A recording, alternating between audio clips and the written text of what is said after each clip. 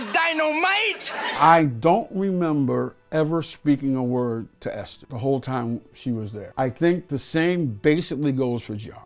Jimmie Walker, known by his stage name J.J. Walker, popularized the expression Dy-no-mite on Good Times.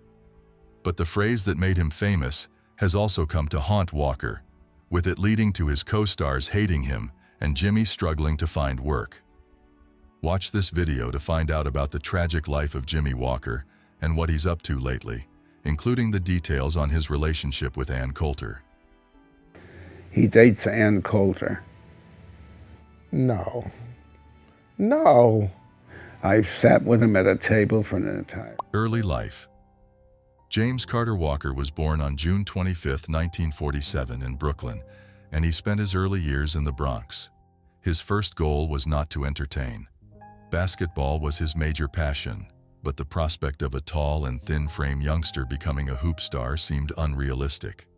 Instead, he unexpectedly walked out of school and took a series of odd jobs until returning to night studies at Theodore Roosevelt High School and receiving a diploma. He finished his studies via a New York state-funded program called SEEK, Search for Education, Evaluation, and Knowledge, and started working in radio engineering at WRVR. Walker was also a salesman at Yankee Stadium during the 1964 Baseball World Series. Jimmie's secondary interest inspired him to experiment with some hilarious acts. On New Year's Eve 1967, he started his stand-up career as an opening act for the final poet in a radical poetry group, and he was so successful that he stayed with the group for a year and a half, honing and polishing his jive-styled performance. Good Times. In the year 1974, the television world was about to turn upside down with the advent of Good Times, a comedy that dared to show the realities of an African-American family living in Chicago's Cabrini Green housing projects. Jimmie Walker was the central person in the popularity of this cultural phenomenon, and his portrayal of J.J. Evans made him a star and a part of television history. Walker's character, J.J., personified the cool, streetwise youth culture of the day. With his unusual curly haircut, bright design sense, and catchphrases like Dy-no-mite, he quickly gained popularity in popular culture. J.J.'s hilarious timing and natural energy made him an instant hit among fans, who couldn't get enough of his sharp one-liners and rebellious charm. The catchphrase initially started when they were rehearsing a scene, and Walker went off script and said to someone, "That's Dy-no-mite." One of the directors, John Rich, overheard Walker saying this. John told him that he loved the phrase and encouraged Walker to say it with enthusiasm, with his mouth wide open and his teeth showing. Initially, Walker was skeptical and said it seemed silly. I go, John, come on. People will never be that stupid where they'll buy it. He says, yes, they will. However, John convinced him that it would be a good idea. Suddenly, JJ was saying the phrase multiple times a show, and it became a hit amongst fans. But Norman Lear disliked the phrase and said he had no idea what it even meant. John Rich and Norman Lear got into a big argument over it, with Norman wanting the catchphrase to only be used every other show, rather than multiple times per show. Eventually, they came to an agreement that the phrase would only be used once a show. However, Norman was not the only person who disliked the phrase. Behind the laughs and cheers, however, a very serious conversation was taking place. Some criticized Walker's depiction of JJ, claiming that it propagated harmful stereotypes about African Americans. Other cast members also disliked the phrase and often refused to be near Walker when he said it. Esther Roll, who played the matriarch, Florida Evans, was one of the most vocal opponents, refusing to film with Walker at times owing to her disdain for the character. Despite the criticism, Walker defended JJ, arguing that the character reflected the era and celebrated the African American community's tenacity and pleasure. His unrelenting commitment to the character attracted him additional fans who considered JJ as a genuine and accurate representation of urban teenage culture. Walker would also use the catchphrase on advertisements in the mid-1970s for Panasonic cassette and 8-track tape recorder series. is that they both sound like Dy-no-mite! To this day, he still uses the phrase in Medicare advertisements. $1,200 a year added to my Social Security check. And I was like, Dy-no-mite! The influence of Good Times and Walker's performance cannot be underestimated. The show broke new ground by depicting an African-American family battling poverty and racism, while also highlighting their tenacity, humor, and persistence. JJ became a cultural figure, with his catchphrases and attitude etched into the collective memory of a generation. For Walker, portraying JJ was a two-edged sword. While it earned him great fame and money, it also typecast him in a way that would be difficult to break in the years that followed. His iconic character on Good Time has cemented his position in TV history. Nonetheless, they launched him on a terrible road of unfulfilled promises and a life forever characterized by a single, famous role. Walker was 26 years old during the 1974-75 season of Good Times, although his character was much younger. Walker's father, played by John Amos in Good Times, was just 8 years older than him. Walker did not get along with the series lead, Esther Roll, both on and off camera, since she and Amos disapproved of Walker's growing attitude and notoriety, and Walker was wounded by their mocking. Dissatisfaction forced Amos to leave the program, leaving Walker as the show's star. Sadly, they never got to mend the relationship. Over 20 years later, when Esther passed away, Walker was the only Good Times cast member who did not attend her burial. Post-Good Times journey.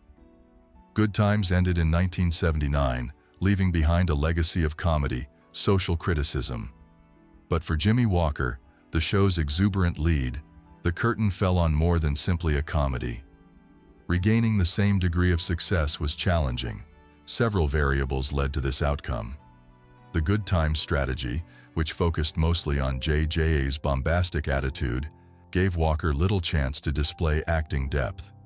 Furthermore, the sitcom's conclusion corresponded with a change in comedic attitudes. The broad comedy of the 1970s gave way to a more nuanced approach, rendering JJ's outrageous pranks outdated. Walker, on the other hand, did not turn down a job chance. He avidly sought film parts, appearing in movies like Rabbit Test, 1978. Despite his best efforts, Walker was unable to avoid JJ's shadow. He also attended the theater, where he featured in shows such as The Sunshine Boys with famed actor Dick Gregory. While these projects displayed his flexibility, they lacked the mass appeal of television. He also starred in Let's Do It Again with John Amos and The Greatest Thing That Almost Happened, alongside James Earl Jones. TV, in particular, remained a two-edged sword, intending to revive his television career. However, these performances often portray him as a counterpart of JJ, stifling his development. The financial success of Good Times was also a factor. Walker's extravagant lifestyle, driven by his large salary, proved unsustainable when the experiment ended. Tax issues and rash investments jeopardized his financial security, causing him even more suffering. Despite the difficulties, Walker never gave up on the entertainment business. He continued to perform, although on smaller projects. Jimmie took up voice acting and voiced characters in cartoon shows like The Boondocks. He has appeared in reality television shows, including Hollywood Squares and Celebrity Fit Club. Throughout it all, Walker was a dedicated fan, especially among those who enjoyed Good Times. He often attended fan events and nostalgia tours, conversing with individuals who admired JJ. Jimmie Walker's post-Good Times success was not a straight road to recognition. However, it demonstrates his determination and the enduring effect of Good Times. He continued his enthralling act, albeit in a different light. His story shows that success is rarely an endless circle, and that even the biggest stars may find navigating the Hollywood industry difficult and unexpected. Recent career. Walker was later employed as a weekend broadcaster for the current R&B radio station KAGB 103.9 FM, located in Inglewood, Los Angeles, in 1975. Walker was a guest on The Tonight Show and Match Game several times from the late 1970s through the early 1980s. He was the game show judge on the series Match Game and 5 episodes of Match Game, Hollywood Squares Hour from 1983 to 1984.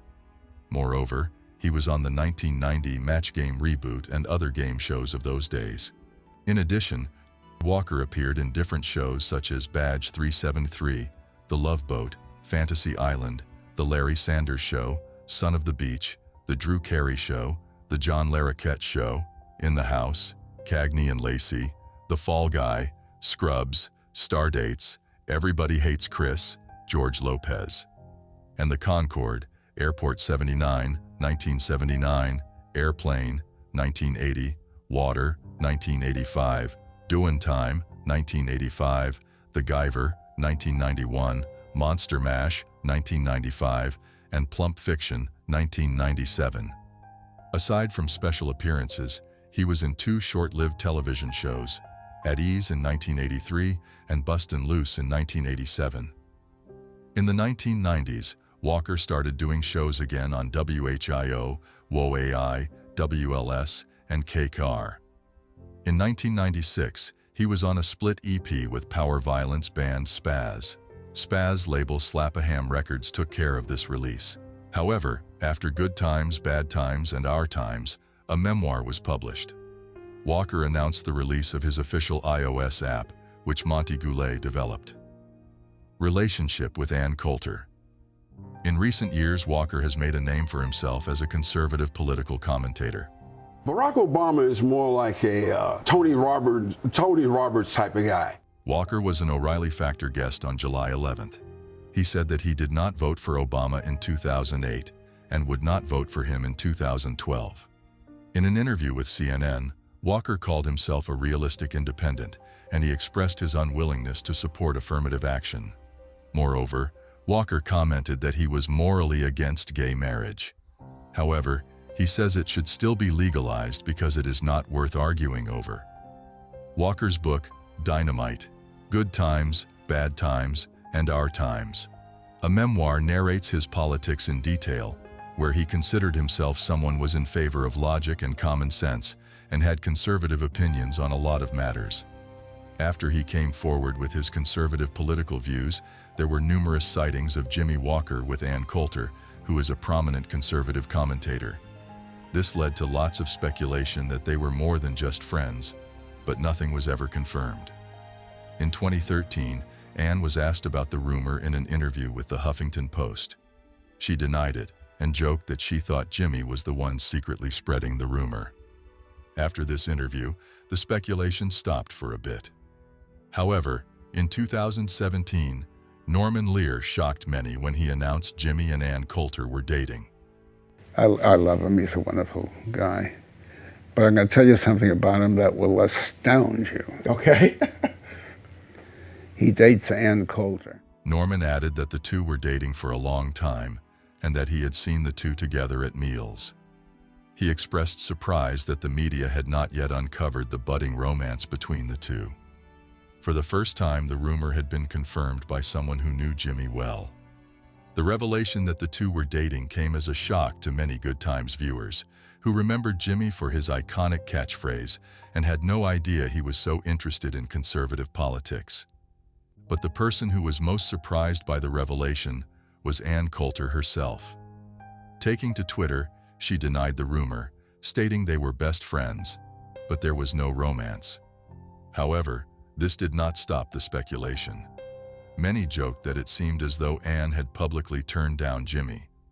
A few months later, the rumor was reignited yet again. Ann again denied it, stating, "The rumor spreads every now and then, but it's never been true," before adding that they were great friends and that Jimmie is a Republican. Unlike Ann, Walker has been less vocal on the rumors. He does not talk about his personal dating life much. However, in an appearance on The Wendy Williams Show in 2012, he stated that he has never been married or fathered a child, but he has been in a few relationships. Regardless of the rumors, Jimmie Walker's tale is a fascinating one. Following his success with Good Times, he struggled with the stigma of being typecast. Despite the challenges, Jimmie Walker's depiction of J.J. Evans entertained millions and has become a pop culture icon. One thing is certain, Jimmie Walker has left an indelible mark on television history.